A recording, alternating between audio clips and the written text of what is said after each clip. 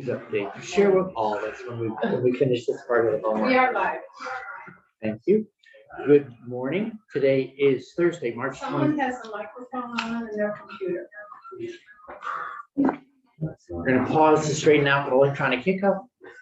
We're getting an echo. Amen.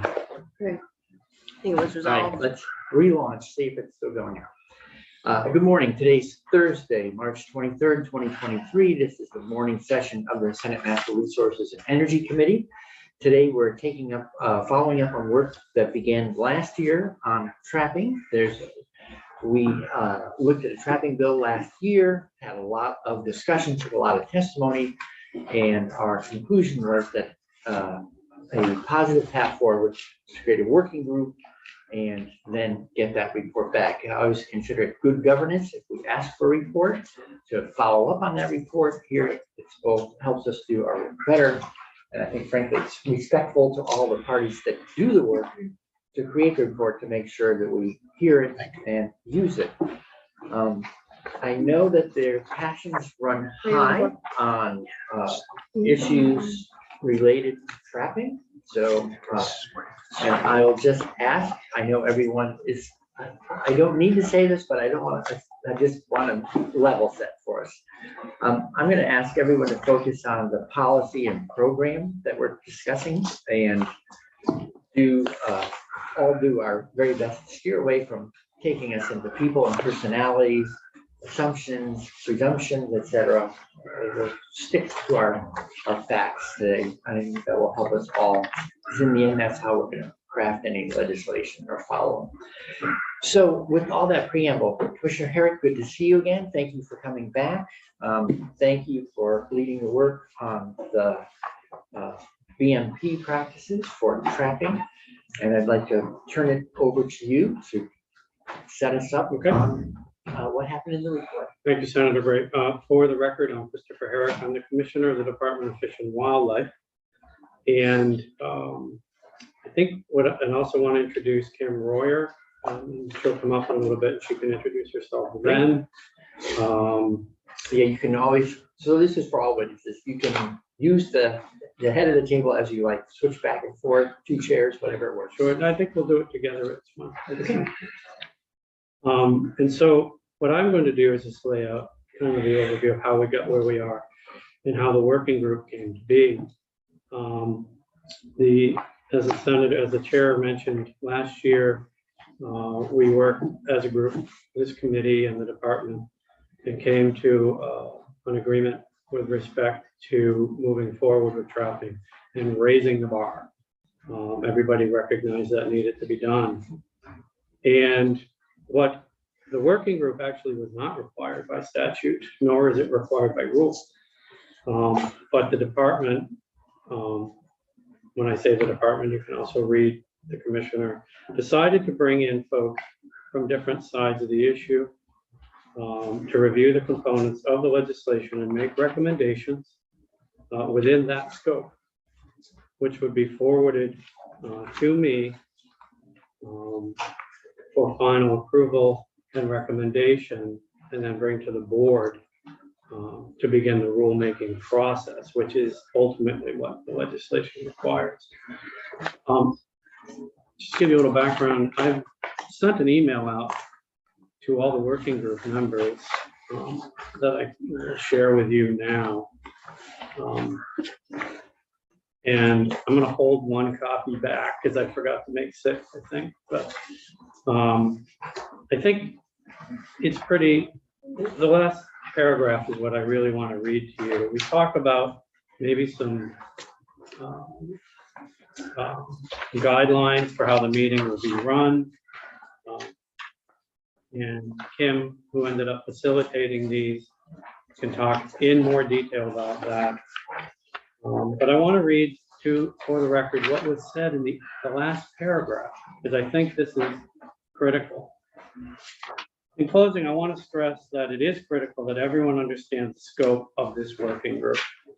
As a reminder, the legislature passed and the governor signed a bill that requires modernization and improvement of the trapping, and in doing so ensures that the practice remains legal.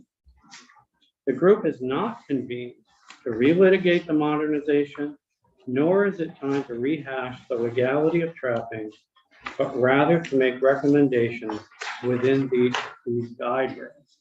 So what I was trying to emphasize there is the working group's not there to do what we did in this committee, we'll have the discussions back and forth, that already had been done. This is to move forward with what was passed by law. And so that's what we did.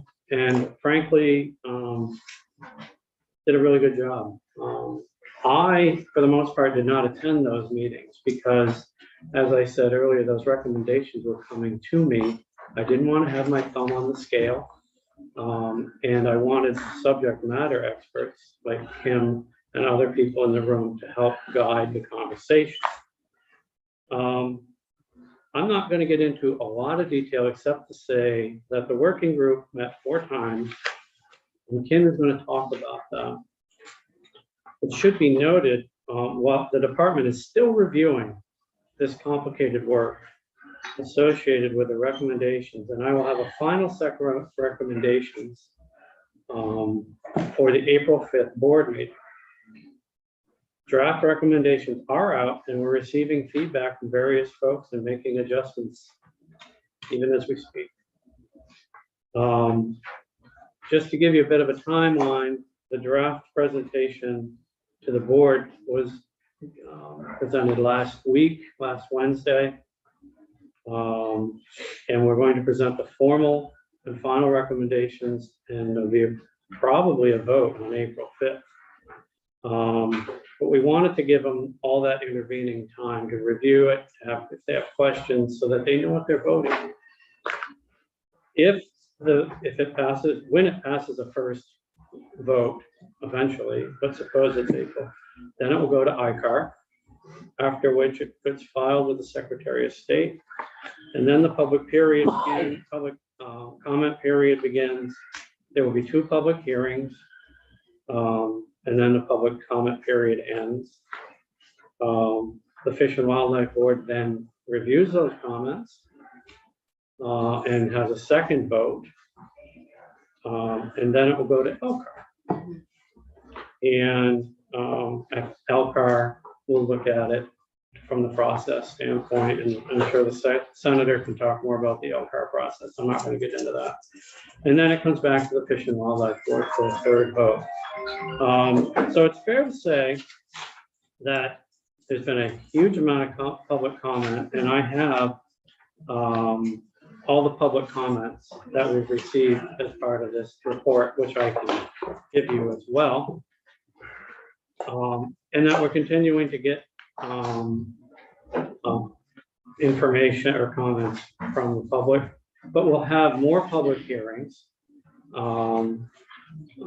as part of the process goes forward. And so with that, I'm going to ask him to come up, if that's okay with you, unless you have questions at this point, to talk about the working group process. And then I think you also want to get into a 30,000-foot view of the actual recommendations. Is that correct? Yes, please. Okay. I'm figuring basically we have 4 different presentations to go through this morning. I'm not sure how people are pairing up or not. 5, so at 75 minutes, so I'm aiming to see us move through roughly 10 to 15 minutes for each, and then we'll have discussion along the way. And thanks for that reminder. I should just report to the committee that for the 3 of those 4 working group meetings, I went as an observer, really. Formally part of it, but wanted to support the working group by being there and hearing it. So. Thank you for being here as well as Chair Sheldon. Yeah. Thank you, and thank you for inviting us to testify. My name is Kim Royer, excuse me, and I've actually been a wildlife biologist with the department for 40 plus years, retired last May, and came back as a temporary employee to try to help facilitate the Act 159. So if you don't mind, I'm just going to preface some of my comments about the process with a little bit of my background, the mission of the Fish and Wildlife Department, as I'm sure many of you know, is the conservation of fish, wildlife, plants, and their habitats for all the people of Vermont. And these aren't just words to me or to my peers in the department. These are actually what drive us. This is what's driven me for 40 years. And I consider myself a wildlife advocate, somebody who's really been concerned about maintaining wildlife populations for future generations and the habitats that they depend on, because that's what really matters. And to that end, over the last 40 years, I've partnered with many organizations to protect tens of thousands of acres between the northern Green Mountains and the southern Green Mountains for a corridor for wildlife movement, black bears, moose, fisher, bobcat. And we've actually successfully almost finished that corridor and conserved most of the land in there that we were trying to conserve. I've reintroduced American marten in 1989, 90, and 91 successfully. We've just recently found out with a recent study that we did with Central Connecticut State University, a camera study. I did a bobcat study with the University of Vermont to collar bobcats to learn more about critical habitat. And I've worked with many partners, TNC, BLT,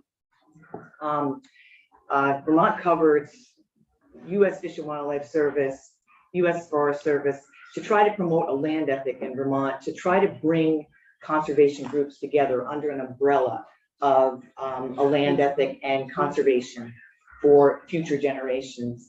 So I think I say this because in the last 8 years, I think that my reputation has been undermined, my credibility has been undermined, and I'm just trying to make sure you guys understand what I really believe in and what my interests are.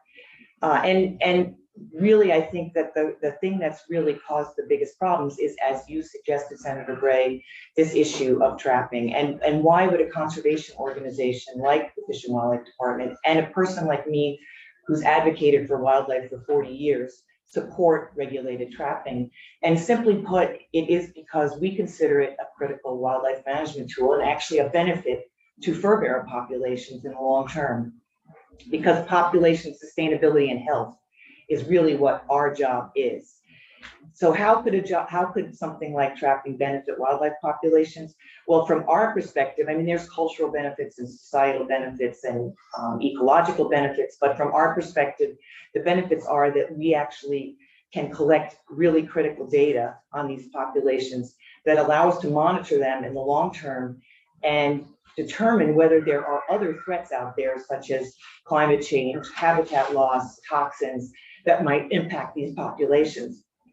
So trappers actually function as our eyes and ears and citizen scientists for us. They provide the data that we need to actually monitor these populations in the long term. And there's really no other way for us to collect the kind of data that we currently collect. We probably have the longest running data set in the region, if not in the United States, on biological data that allows us to monitor these populations and ensure that they are healthy and strong. So I just wanted to make sure that you understood what our interests were. We actually use biological carcasses that are required to be turned in. We partnered with UVM to collect information on genetics, to look at movement across landscapes, to collect information on COVID virus. We've partnered with Virginia Tech to collect information on Echinococcus multilocularis, which is a potentially new zoological disease. Yeah. Oh, that sounds good. Yeah. We've partnered with Wildlife Services for many years to collect data on rabies and the spread of rabies. And we've been collecting data, the department, on the effect of rodenticides on fisher in particular, but also we've collected information on bobcat too. None of this could be done efficiently and effectively without the data that we collect from trappers. So we do partner with trappers. I mean, because they are one of the many partners that help us to monitor these populations. Many of the species that we actually monitor today are more common than they were prior to European settlement. So clear away. Just, do you track Lyme? Not for fur bearers, no. Okay, they don't. That's done with disease, I mean, with deer, pretty Yeah, much. and okay, it's- they Yeah, don't, interesting, thank you. yeah, they might, but we Mm. don't collect ticks or anything Okay, for thank you. those. Yeah, sure, ask the question anytime. Mm. So with that as a preface, I will get into the actual working group, and please, if you have any other things to add, Senator Bray, feel free, but as the commissioner mentioned, we had 4 meetings of about 3 hours each, and worked really, really hard to try to find some consensus in these meetings. And unlike this committee, you actually fed us. That was Yes, we did. I'm not sure you thought it was very good, but we did. Lots of pizza. 2 thumbs up pizza every time. Just for the record, I have banned pizza at any future meeting. Oh. Attendance is gonna fall. Yeah. And we saw our role in this meeting was, first, we want to ensure that any regulations that are developed are not going to impact the health and sustainability of wildlife populations. That's always the bottom line for us, is making sure that current and future generations have access to these populations. Secondly, we tried very hard to stick to the BMP research as dictated by Act 159, although I think we went above and beyond what came out of that research. And thirdly, unlike many other organizations in the state, as a state agency, we're obligated to try to find compromise between many different interest groups. And that's the challenge. That's always the challenge with working as a state employee and as a public servant, is trying to balance the needs of everybody and ensure that the resource is still protected and healthy. Maybe you're gonna get into it. I was just gonna say, if you're not gonna say more about it, if you could just explain the committee, especially for 2 new members, what Yes, the BMP means, what it is, how. right. Thank you. I should have actually said that first. As a state agency, we've always also been concerned. I mean, our role is the protection and health of populations, but we have concerns about the individual animal, of course. And as a result, there was a national trap testing effort for, like, it's been 23 years now. Vermont participated for about 10 of those years, where we were testing traps for animal welfare, selectivity, safety, practicability, and efficiency. And there were many, many systems that were trapping systems that were tested. It's a very complex system. They were designed to be recommendations. We're actually the first state in the nation to actually try to make these regulations. So there's no template for us to follow. So yeah, we're actually the lead on trying to do this. And this has been going on for, like I said, 23 years. I think there were approximately 8,500 animals that were captured and blind necropsied by veterinarians, two different veterinarians in the country. So they did not know how the animal was caught, what type of trapping system, where they were caught. They just necropsied the animal and looked for impacts potentially from trapping. And based on that, and using international standards, the trapping systems were rated, and some passed and some failed. And so this has actually been published in this particular monograph from the Journal of Wildlife Management.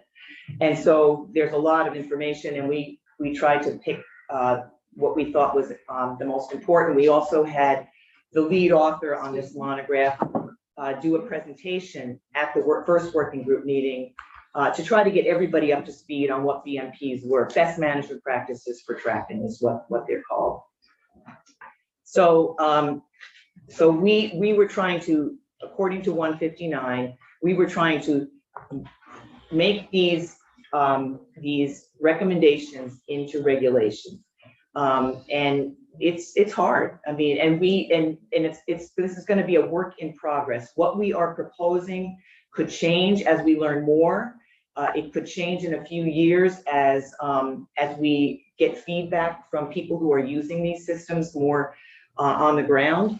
So this is not only a work in progress right now, in that we're still getting feedback. This is a draft report. In fact, probably what you received in January has already changed a little bit based on feedback that we've gotten, and we expect it will change again as we have our public meetings later on in the spring and summer. But in general, these are the kinds of things that we've proposed.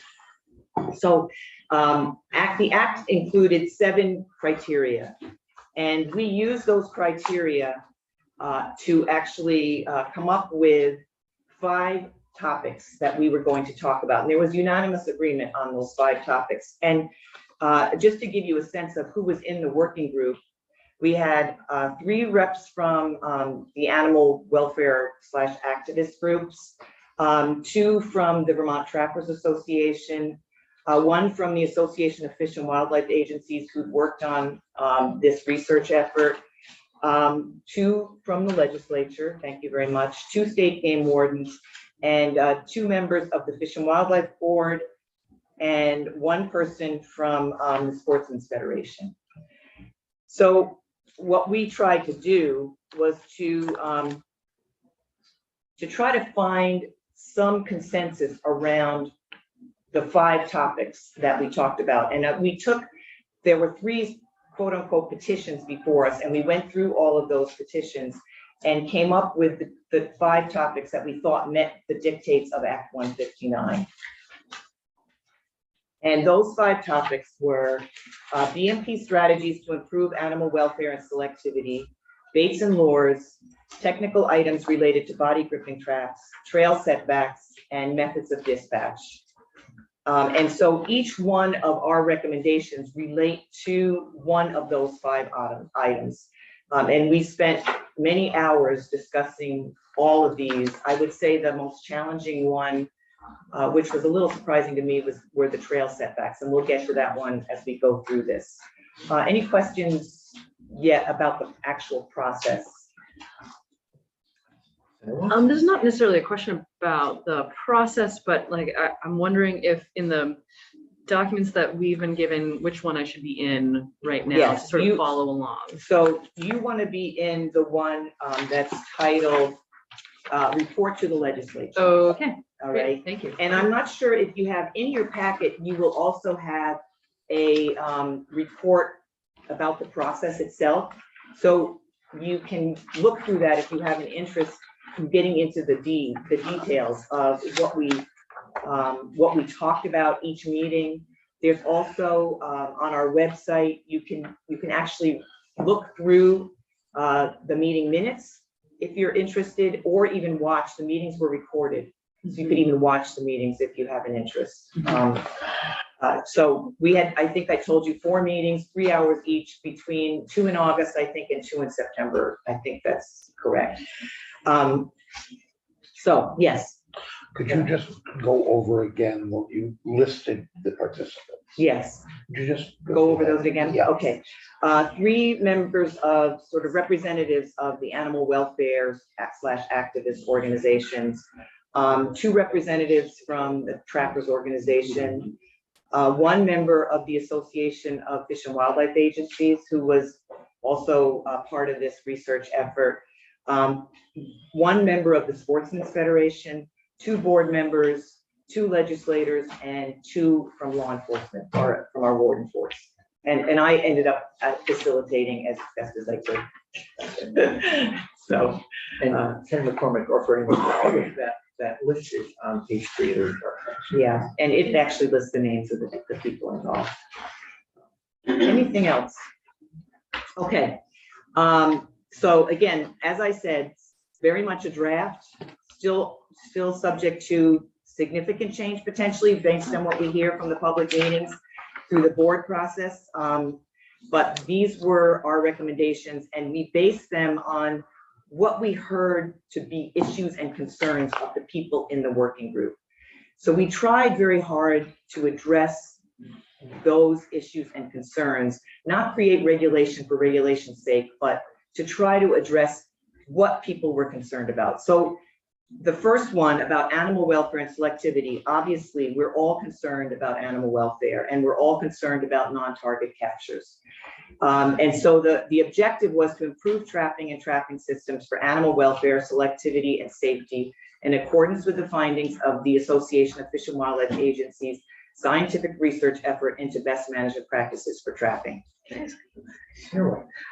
This is all new to me, so Sure. I'm asking very bland questions. I'm glad. A non-target capture, would that include, so wildlife and, we have heard a lot from folks who have had personal pets who've been caught. Is that category? Is that the way to understand it? I'm or so glad you asked that question. Thank you. So as we define a non-target capture, it's a non-fur bearer, which would include domestic animals. Okay,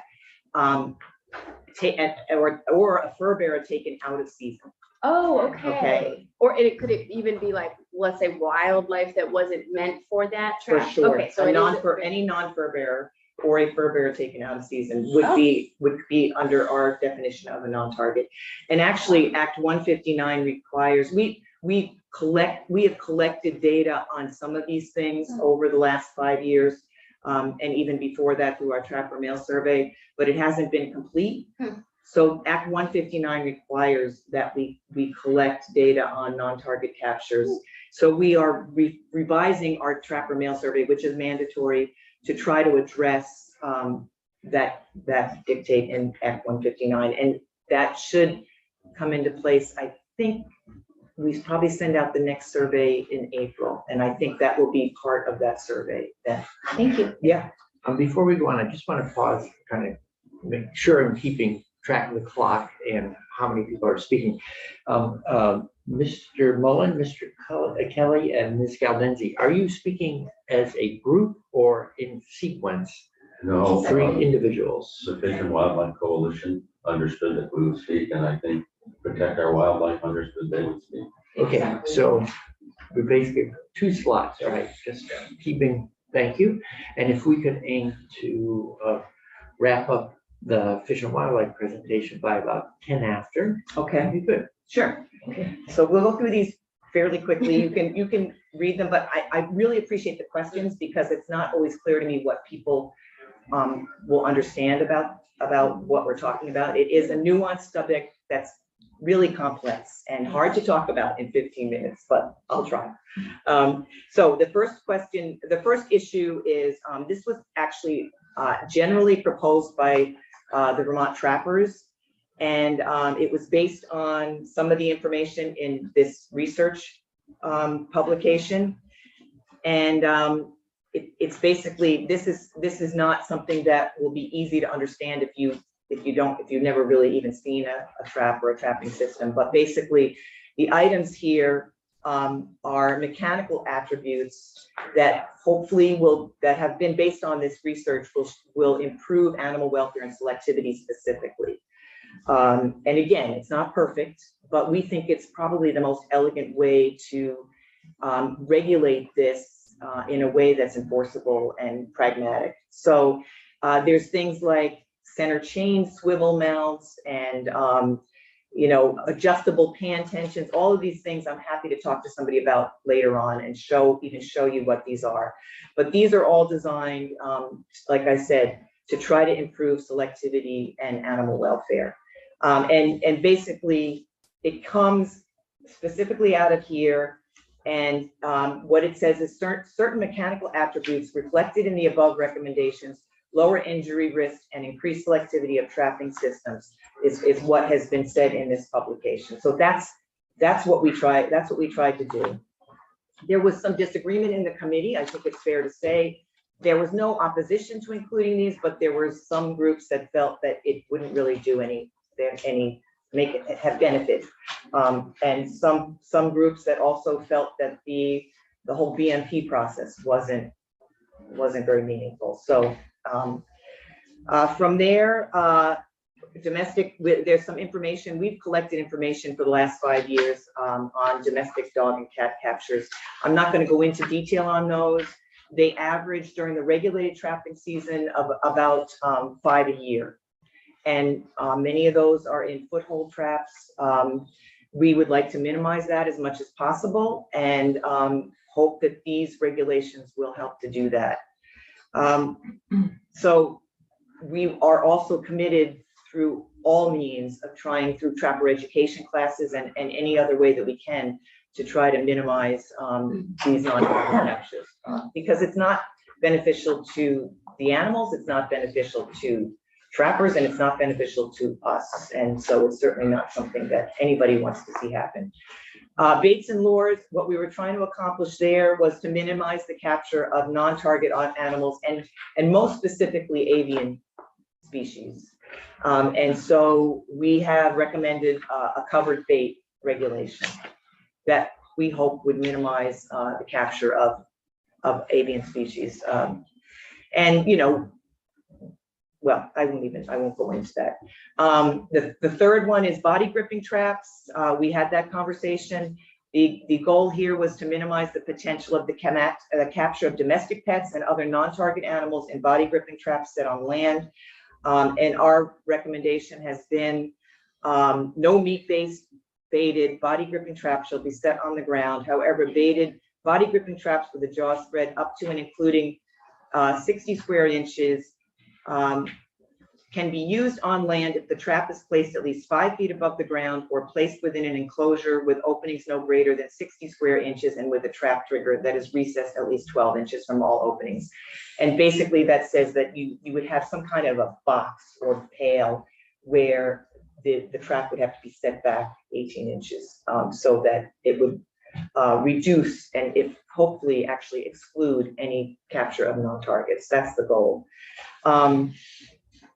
So again, I will say currently 73% of the non-target captures were in foothold traps. 6 involved body gripping traps in the last 5 years. Trail offsets, again, this was a challenge, but our goal here was to address the expressed concern for the potential capture of domestic pets and children in traps on public lands. I do want to say that we are not aware of any child ever getting caught in any type of trap in Vermont. But we research laws in other states and use those to try to address what would be an appropriate setback to try to maintain public use of these trails, protect domestic pets and non-target animals, but also still allow access for trapping on public lands in particular. So we basically came up with another relatively complex proposal, but we basically said no foothold traps can be set on or within 25 feet of the traveled portion of a trail or road on state-owned public land as designated by the management agency or department, unless set in a culvert in the water or at least 5 feet above the ground. We excluded wildlife management areas because they're funded primarily by hunters, fishers, and trappers for wildlife-based recreation. We also excluded private land because trappers need to have permission on private land before they can trap. And so they, on municipal lands as well.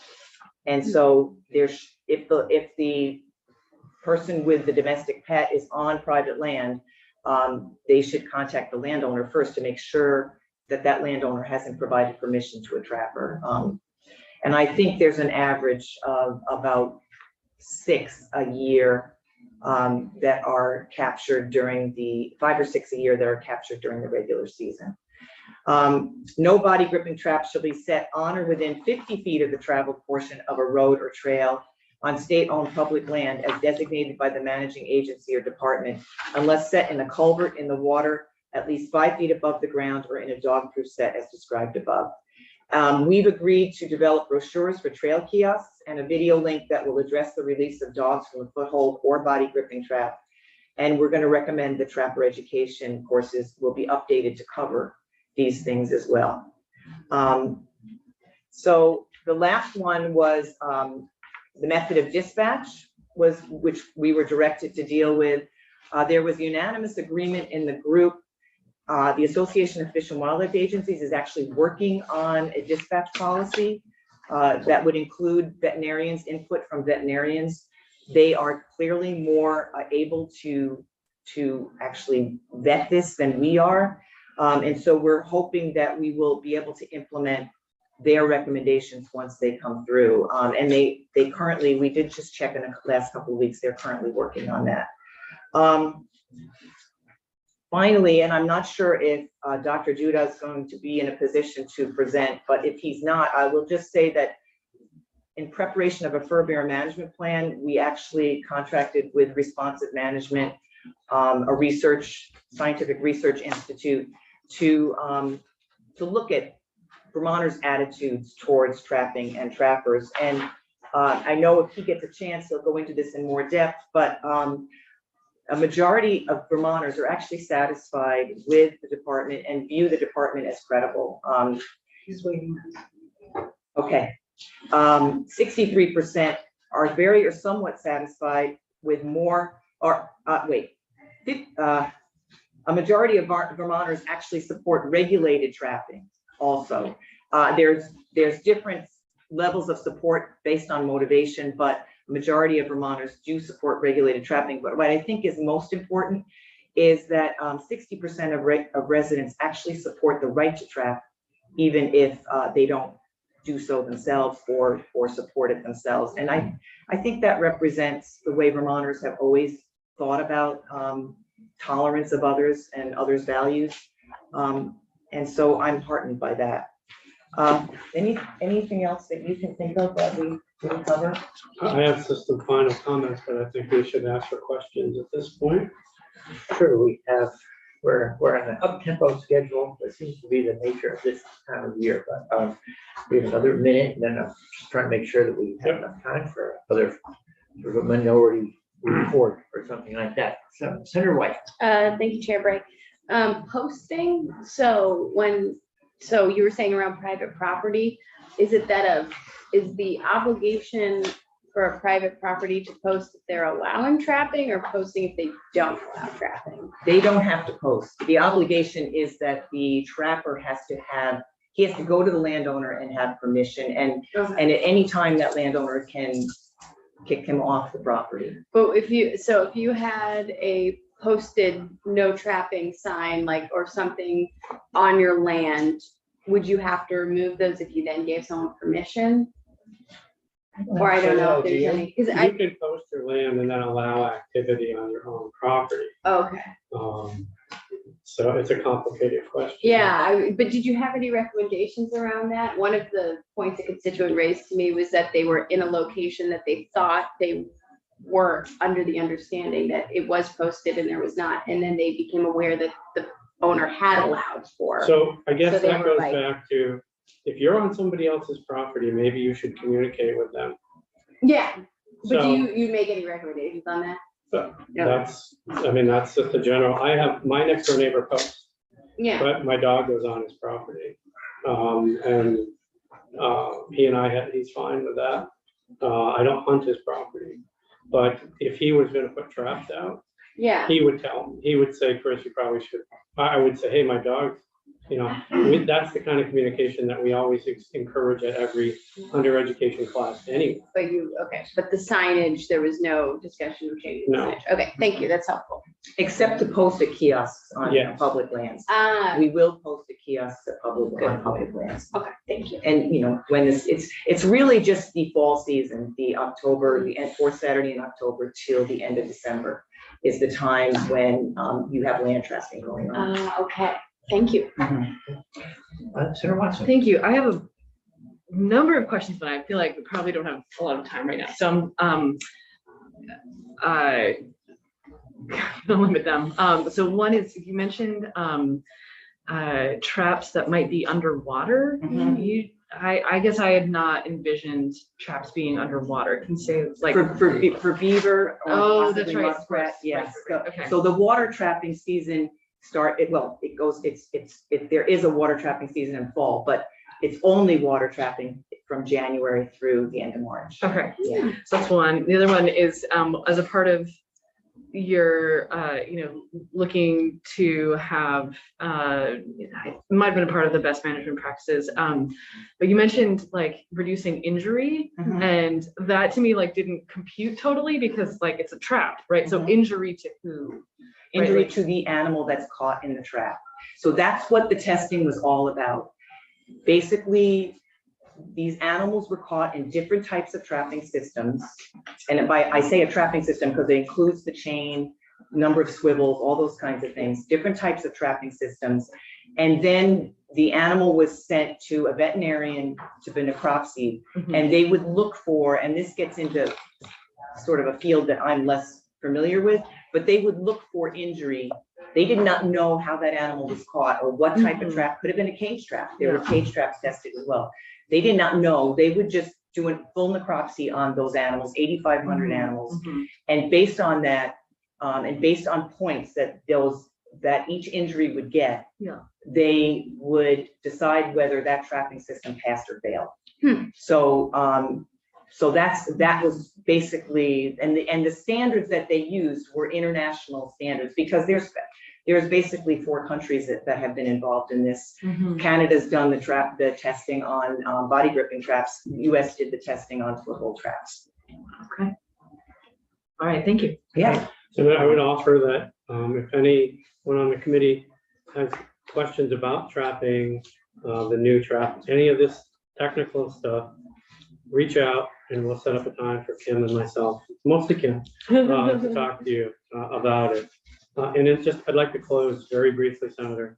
Can I just say one more thing? Absolutely. I just want to clarify that the goal is to reduce, it's not going to eliminate injuries. So I just want to be clear about that.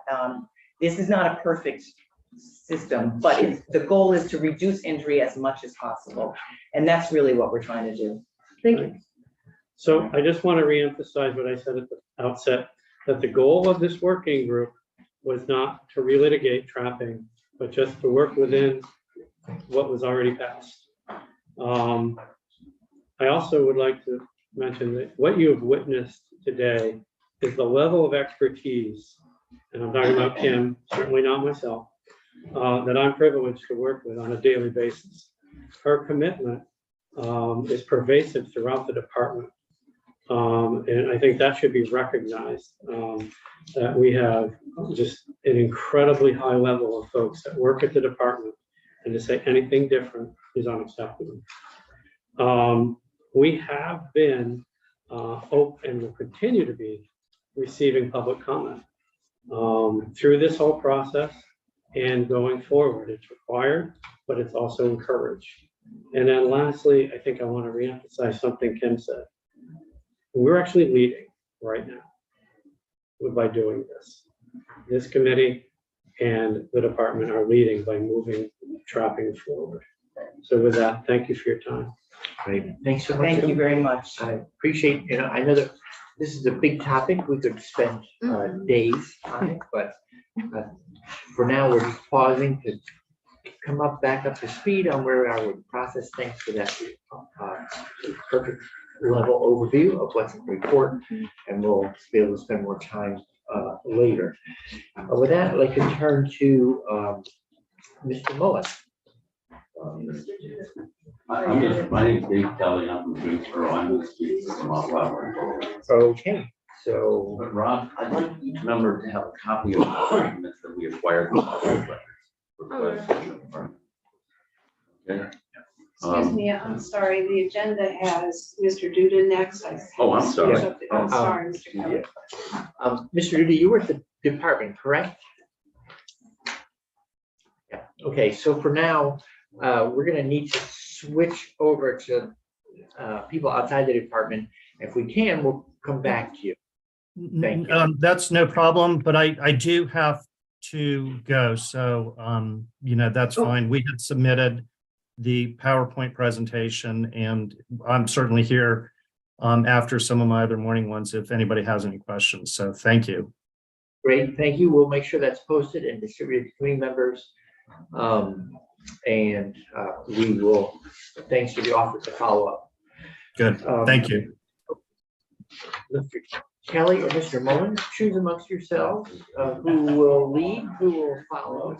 Wait, are we sharing this, Judith, or are you? You are. Oh, okay, I'm sorry. Thank you. My name is Dave Kelly. I'm from Greensboro. If it's okay, I'll stand back here so I can see what we're talking about. I'm a 5th generation Vermonter. Everybody in my family hunts and fishes. I fished everywhere from Idaho to Ireland. And I've trapped in Montana. I work with a trapper in Montana. I work with a hunting guide in Montana. Go to the next slide. Could you move this along because I want to be conscious of time, Bob? Yeah. Please. I would point out that at the working group, there were 7 members who were active trapping advocates. There were 3 that were wildlife advocates.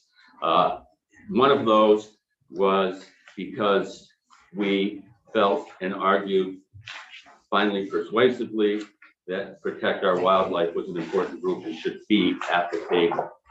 With respect to the mandates, I want to point out that the setbacks that were adopted apply to 3.6% of the state. Somewhat misleading because many people will think we have setbacks. Would you show the map, Rob? The next slide. The purple is the only area that has setbacks in the state of Vermont, to the extent that there are hiking trails, class 4 roads, other areas where people hike, recreate, walk their dogs. There are no setback requirements whatsoever. The purple area is the only area that has any setback requirements. We should keep going, Rob. I would like to add, I made that very clear during the working group meetings, and it was ignored. I want to show you best management practices in practice. This is the reality. Will you click on the video, please? Do we have any sound? It's just coming through the computer, unfortunately. Okay, well, these 2 young fellows, like many Vermont trappers, put their videos on YouTube. This is a young bobcat. They're laughing, fucking A, we're gonna break in the whacking stick. By the way, a whacking stick is a way to club one of these animals to death. With best management practices, you can club them to death, you can stomp on their chest, you can stomp on their skull, you can drown them. Those are best management practices in the state of Vermont. You can put your traps right in front of the entrance to a beaver lodge, a fox den. Adult gets killed, the orphans starve to death. This young fox, I don't know what's best or what's management about this. Fortunately, they did not video clubbing the animal to death. Rob, would you keep going?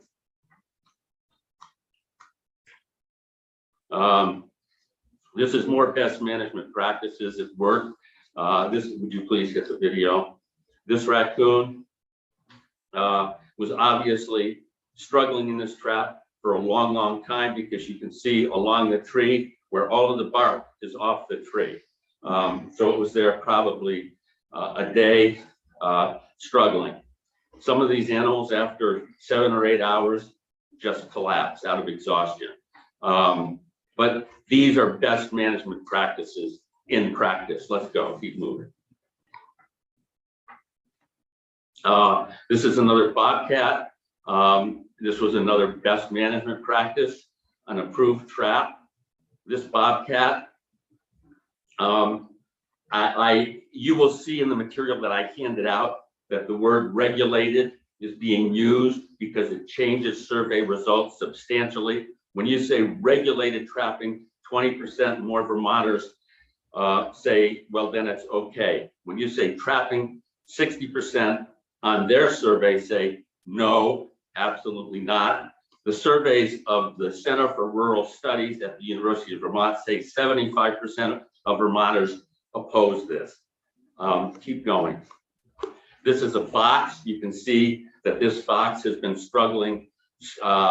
Another best management practice, another regulated trap, and the ground all around that fox is being torn up.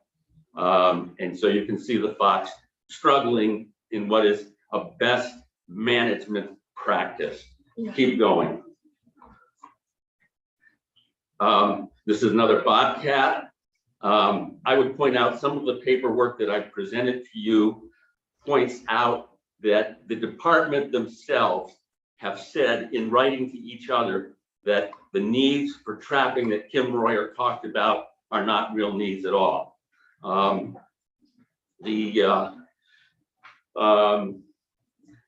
think it's important that the American Veterinary Medical Association said any sanctioned use of leg hold traps should be accompanied by evidence that their use is necessary and the most humane option that meets the needs of the research and other sanctioned use. That is exactly what your bill S-111 provides. Would you go to the next slide? This is another best management practice. This is what's called a quick kill trap. This is a beaver. It's an underwater trap, and this beaver will be slowly dying over the course of about 5 minutes. A best management practice. Let's go to the next slide. We pointed out that we didn't point this out. An associate veterinarian at the University of California pointed it out, but even lab rats have to be treated more humanely than animals that are subject to trapping here in the state of Vermont. I would point out that the word regulated trapping means that a trapper can kill as many animals as they want. There is no limit, there's no bag limit. It means a trapper can put out as many traps as they want. There's no limit. And you saw how many places in the state of Vermont where traps can be put out. Remember, that purple area is the only area with setbacks, or that will be with setbacks in the state of Vermont. The damage to our community, the damage to human beings, not just pets. Every one of you that has a dog knows that that's a part of your family. And the numbers they gave you were not correct. Last year, the reported pets that were caught in these traps were 13. Steve Wright, a man I used to go fishing with all the time, former commissioner of the Department of Fish and Wildlife, had 2 Britneys caught in these traps. Amy Sheldon, the chair of House Energy and Environment, has had her pet caught in these traps. The numbers that are reported and the numbers that are real are quite different. But the cost and the suffering by losing these precious animals is severe. We have 9,000 animals, fur bearers, otters, bobcats, beavers, foxes, being killed on average every year by an active group of about 350 trappers. And their primary reason is recreation. I sent most of you a letter. I quoted the Association Fish and Wildlife Agencies explaining how they need to be very careful about what they put on social media. They're not. And so you can see for yourselves what this practice is about. But of those 9,000, virtually almost all of those 9,000 animals are killed for the fun of it. And I would ask this committee to ask themselves, what is the justification for allowing 350 active trappers to destroy 9,000 animals every year, beautiful animals, for only their own personal fun and recreation? S-111 allows every important purpose for trapping that Kim Royer talked about.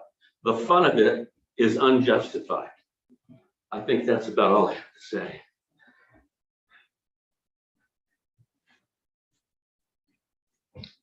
Thanks, Dave. Thank you, Mr. Kelly.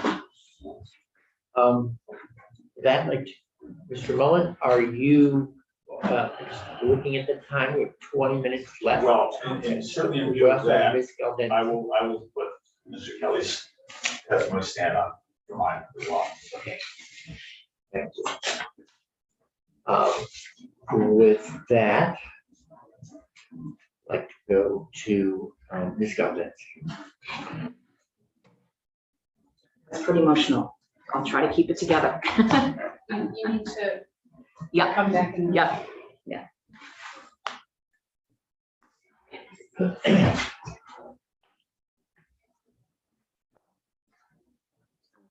Hopefully the audio works.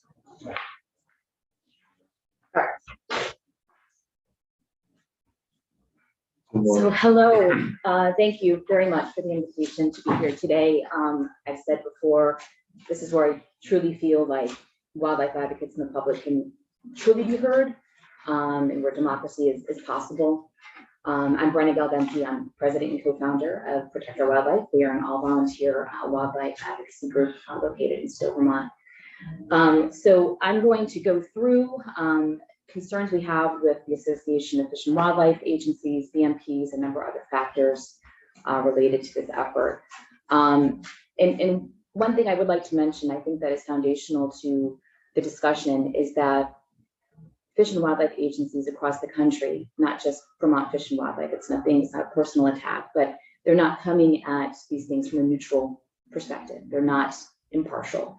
You know, part of their role at Fish and Wildlife is to promote trapping, hunting, fishing interests. There's actually a term for it called R3, and that means recruit, retain, reactivate trappers, hunters, and anglers. So I only say that because yes, they have scientists and yes, they have biologists, but they also have a bias. And I think it's just, it's important for me to share that with you.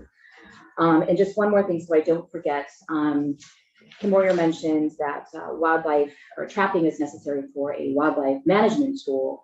And, you know, it's concerning to hear things like that, because her colleague at Vermont Fish and Wildlife, Chris Bernier, who's been with the department for 40 years, 30 years, he actually said the exact opposite. Would you mind passing these? Oh, you did? Okay. So it's difficult when the public hears conflicting information. This is from a public records request where Chris Bernier, this Kim Moyer's colleague, says that trapping is indeed not needed to manage populations to reduce disease. And it's very rarely ever used for conservation efforts. Oh, and if I could also just pass a one pager on the BMPs that just kind of go into detail on the BMPs themselves, if you wouldn't mind. Thank you. Okay, so You have to come back in the room. come back in. Yeah.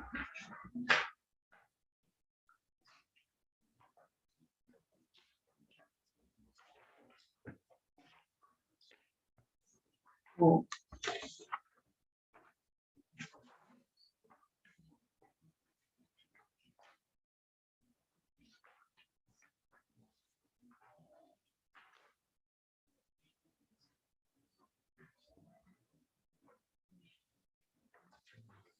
You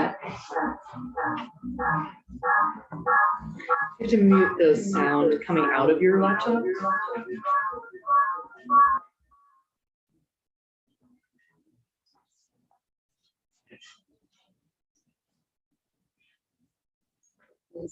Okay, great. Okay, so trapping, how best management practices don't improve animal welfare. So again, back to, you know, we hear the word science used a lot by Fish and Wildlife agencies across the country. And, you know, simply put, science is the pursuit and application of knowledge of the natural world following a systematic methodology based on evidence. Values influence which actions we should pursue, basically to trap or not to trap. There is no science that tells us that we should be trapping, using lethal traps, trapping bobcats, otters, all fur bear species.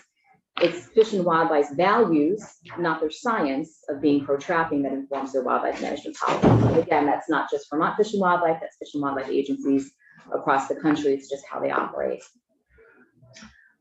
I think in the slide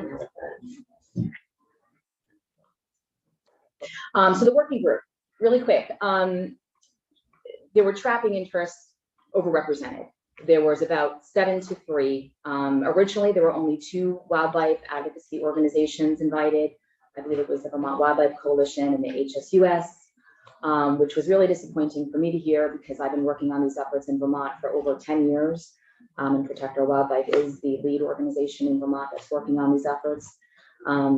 Thankfully, after some encouragement from senators, Protect Our Wildlife was ultimately invited to participate in the working group. And there's exhibits for emails in the Google share that I shared with you. And something else about the working group, pertinent data was omitted in some of Vermont Fish and Wildlife's presentations. And that led to just this further distrust that we see with the public. For example, you know, Fish and Wildlife was asked to present on non-targeted animals who are trapped. And they showed a chart of non-targeted animals and a whole host of animals that I knew, thanks to public records requests, were missing.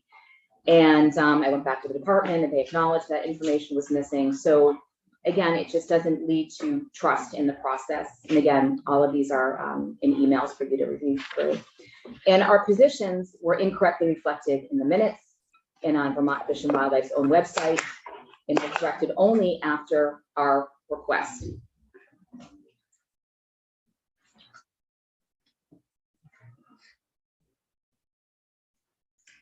Ms. Lindsay, the references there to like Appendix A, is that part of your PowerPoint? It's not. I included everything in a Google folder that Jude has. There's copies of emails for everybody. But you're gonna resend it because I can't post them. Yes. Yep. Okay. So the best management practices, very quickly. So a lot of concerns with the BMPs themselves. So public pressure is the first thing. So BMPs only started after the public's opposition to trapping. And this was about 20 years ago. This includes pressure from the European Union that prohibited fur imports from countries that use legal traps, including the United States. As Dave Kelly very clearly showed, they're inhumane by their own standards.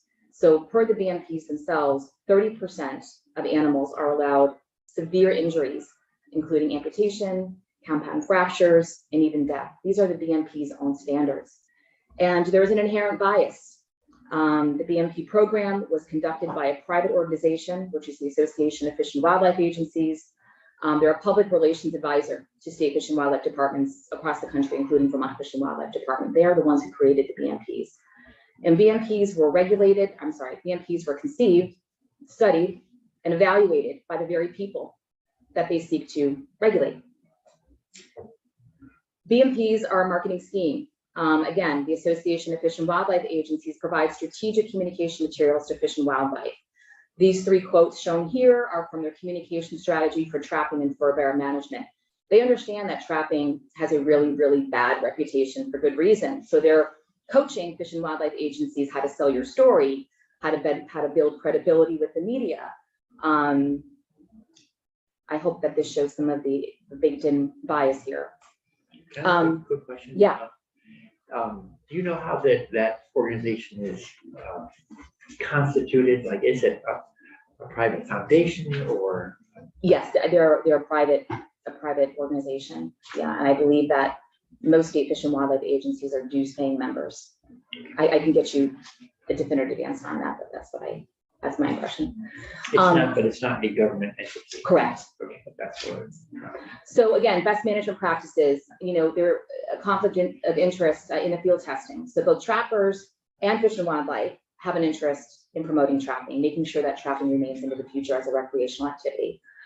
And this is something that was really concerning to us, is that it was only the trapper and his or her technician, which could be their spouse, their neighbor, their fellow trapper, were in the field collecting data. So no independent oversight. So if a trapper caught a red-tailed hawk instead of a coyote in their coyote trap, it's only up to the trapper to turn that animal in. And as I shared with some of you, there's currently a critical review by 4 scientists of AFWA's BMPs that should be out later this spring. The critique questions the fundamental claims of AFWA's BMPs and exposes unscientific aspects of their work. And I had asked this question during the working group meetings to Kim Royer, and I asked, would trappers and the general public trust the process if a PETA volunteer and his or her friend were the only ones out in the field doing the trap testing? And I can't imagine that any trappers or anyone would really trust that. And that's what we're left to trust. Do we have to confiscate that? Vince is always busy. I don't want to, but it's law. So very quickly, and again, Dave did a great job, showing this. I mean, Fish and Wildlife's recommendations don't satisfy Act 159. They don't meet legislative mandate on various requirements, and that's just not my opinion. It's in the emails, or it's in the exhibit for you to review later. They incorporated the trapping stakeholder groups BMP recommendations verbatim, and they even weakened the Vermont Trapper or the Vermont Working Group stakeholders recommendations to make them less restrictive. And this happened after the working group meeting adjourned. None of the working group members were notified. I just happened to find out about it. And that exhibit is also for you to read in my email to Kim Royer asking, why they did this without anyone's knowledge. They didn't incorporate any of the wildlife advocates' recommendations as originally presented. And most importantly, the recommendations will do nothing to improve animal welfare and protect non-targeted animals. I'm almost hesitant to show you this video because I know Dave really abused you, so. We actually skipped the video. I will. I I totally understand. Thank you. So so this is a BMP trap. Okay, this is a padded, quote unquote, padded lead pull trap. And I would just like to show you, this was actually a trap. This was before all these BMP conversations even came up. One of our members found this trap in her backyard about 9 years ago. And the trap you see here is a padded lead pull trap. And this is one of Fish and Wildlife's best traps. I mean, this is a padded lead pull trap. So just really quick, how it works is these are the levers, okay? I have to use my feet to open these. Maybe don't then? No, I'm not, trust me. I'm tired, not enough coffee, I don't trust myself, but you have to use your feet to open it. These jaws open, okay? These jaws remain open on our public lands anywhere with no warning. They're buried with some leaf litter. They're baited, animal parts, scent lures, feathers. This is the pan. So an hungry animal sticks their paw in here, their nose, any other body part, and this slams shut. And I wish I could actually show you the force at which this humane trap shuts because it's jarring. So it's almost offensive to ask the public and wildlife advocates and really anybody to accept that this is humane by any standards. And I believe this is the exact trap that you see here, except this one's kind of rusted out. So again, back to BMPs, I just want to provide some facts. So the BMPs themselves recommend lead pull traps cause no greater than moderate injury and at least 70% of the animals trapped. But AFWA considers a moderate injury to be an amputation of one digit, permanent tooth fracture exposing pulp cavity, severe joint hemorrhage, eye laceration, rib fractures. The coyote here with the badly injured paw, that would probably be considered either a mild or moderate injury according to AFWA's BMPs and would pass with flying colors. Just again, imagine your dog or cat in there, wild animals suffer no less. BMPs allow for unacceptable levels of harm.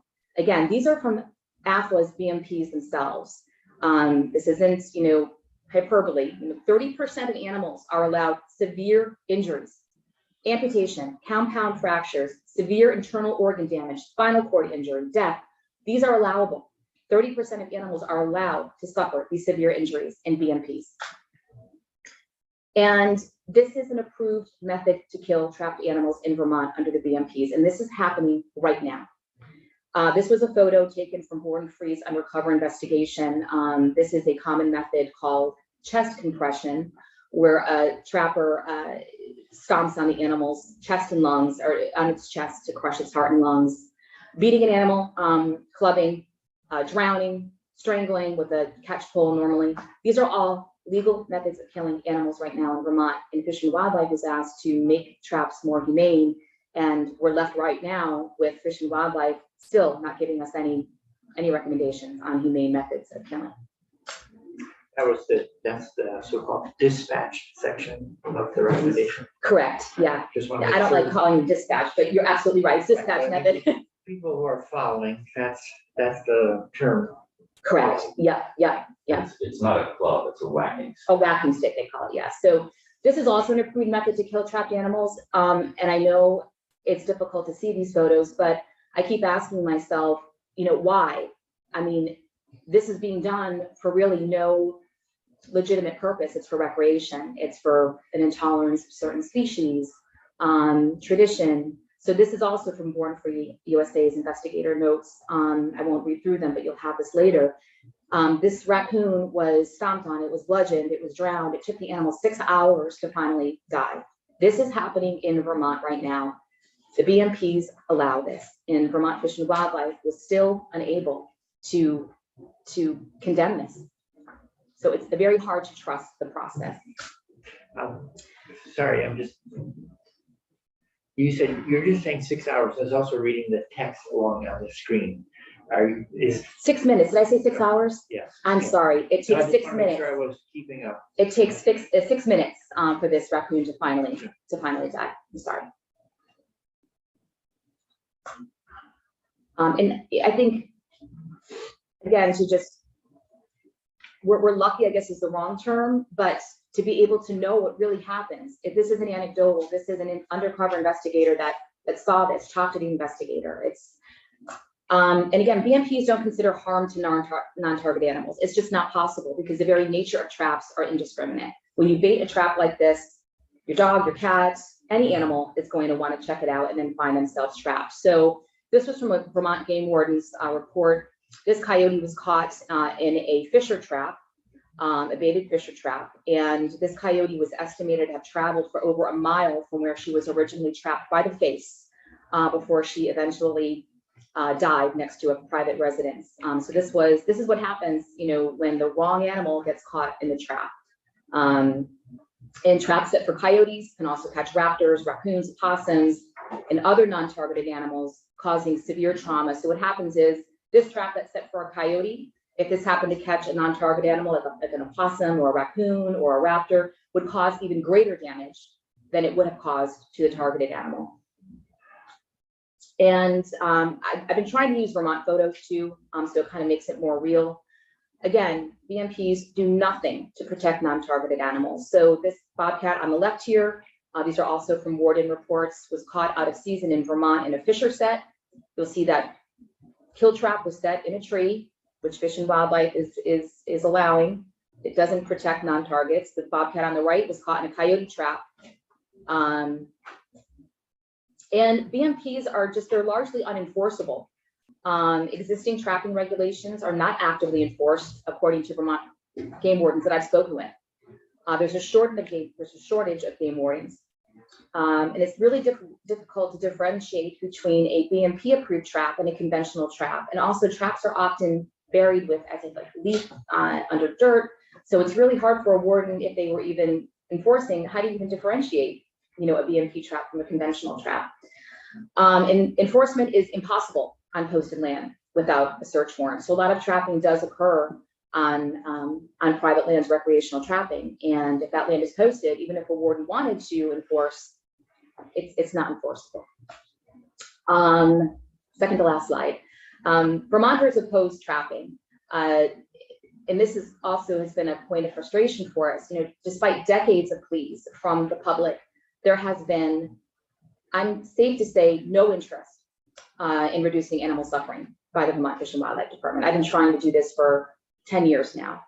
And Vermont Fish and Wildlife is only addressing trapping due to Act 159. And the public has spoken in multiple surveys. Trapping is not supported by Vermonters. 75% of Vermonters want to ban the use of leg hold, body gripping traps, and any type of drowning traps. And that was according to UVM's Center for Rural Studies Vermont poll that took place in 2017.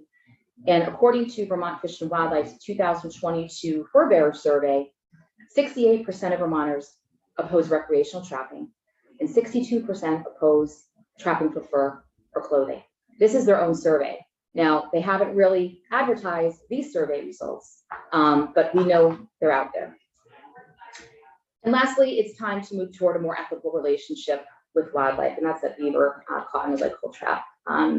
So 10 states, as well as 108 countries, including all member countries of the European Union, have banned or severely restricted leg hold traps. Wildlife is facing unprecedented threats: rodenticide poisoning, lead poisoning, PCBs, mercury are being found in otters. Nothing's being done. And these traps injure, maim, and kill animals in a haphazard in an exceptionally cruel manner. And S111 aligns with what the public has told us recently that they want, and with what wildlife needs by restricting most forms of trapping. Because trapping will still be allowed under S111, but it will only be allowed under those reasons that the public has recently said they somewhat support and very clearly oppose, which is recreational trapping. So that's all. Can you do you have in your packet of information, does it include links to those, the complete surveys? I mean, it's always helpful to see the big picture as well as, particular bullets. Just so that, for instance, when you just referred to what sort of staffing the public might support, I don't know what that is. I don't know if it's. So the public based on the supported, notion of wildlife management or something like that, or. yeah, trapping to solve a wildlife conflict, trapping for disease, things like that. And again, all of those things would be supported in the legislation from the House and the Senate. Thank you very much. Any committee questions for Ms. Galventi or Senator White? Thank you, Chair Bright. Are there any states that are doing work that you would ask the committee to look at? Are there any states? Because what we heard from the agency was the belief that they're a leader on this. I'm wondering if there's other states or places that you would have us look to. Sure. I mean, I think Colorado, Massachusetts, they're allowing trapping again to solve a problem. Not allowing trapping just for recreation in this haphazard manner where we're catching all these animals. They do allow trapping under very limited conditions. So I think some states prohibit trapping on all public lands. But I think Colorado, Massachusetts, there's a number of other states I could provide, their statutory language if it would be informative for you. Thank you. Thank you very much. I was just going to say, any questions for Mr. Kelly or Mr. Mullen? We're running over a little bit, but I just want to wrap up. I just wanted to clarify for the departments that they were saying they were leading in making the EMPs mandatory. That's what she was referring to. They do not lead in making trapping safe or humane. Oh, right.